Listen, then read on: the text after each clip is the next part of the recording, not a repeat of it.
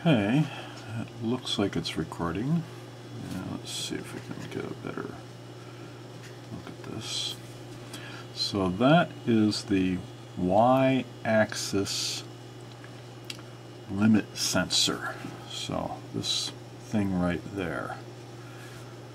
Notice that it is aligned with the piece of plastic that holds the y-axis motor in place, the so-called NEMA 17, and it can't get in contact with that in order to trigger the limit signal, because the carriage tray has a ledge or a lip reaching down that prevents it from reaching the object which triggers the limit.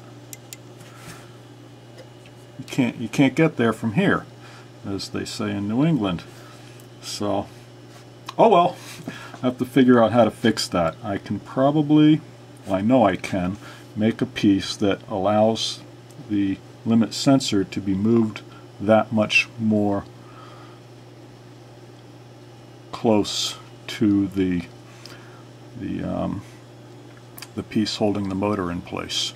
So I will be able to fix it. It's just I shouldn't have to fix it.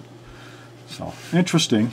This affects everybody who has one of these 3D printers of this particular make and model. Alright, so end of video.